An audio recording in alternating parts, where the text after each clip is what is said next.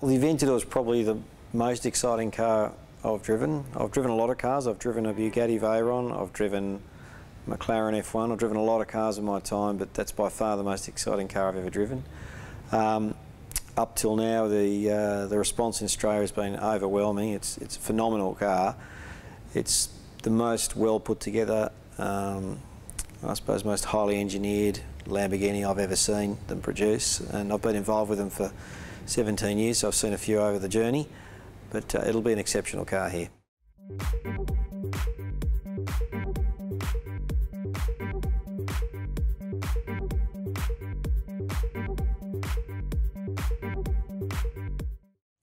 I suppose the thing that is synonymous with Lamborghini is it's a very exclusive car. It's probably the most exclusive car of all the sort of super sports cars because it's very unique in how it looks.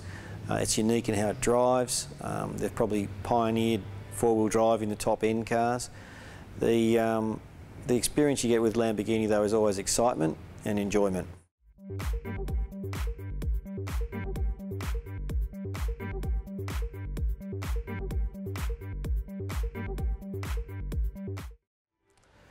At the moment, I believe Lamborghini's evaluating what it will do in terms of a third model. There's been a lot of discussions with dealers over the last 2 years to see what their thoughts and theories are. It's probably an even bet with a lot of people in favouring a four-door, a lot of people favouring an SUV. But I'm not sure at this point which way they will go, but they will certainly they're certainly considering a third car for the range right now.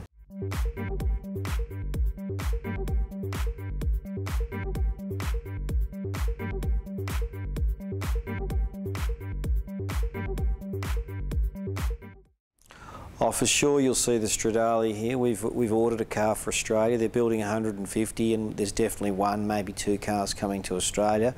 So that's a given. As far as the Sesto Elemento go, they're only building, I believe, 10 cars. So if someone is keen on a car that's going to be a unique piece of motoring engineering, then we may see one here. But they're not actually building them for specific countries with the Sesto Elemento. That's a far more limited production car. But the Stradale is coming here.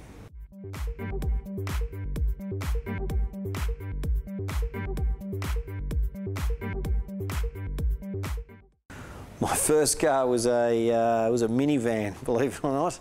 My father used to race minis many years ago, and I bought a minivan, and then a lot of the components that he had, like cross-flow heads and all that for his Mini Cooper S race car, I put on this little minivan and scared the living daylights out of myself when I was about 17 or 18. In terms of now, I currently drive an Audi Q5, which is a great car.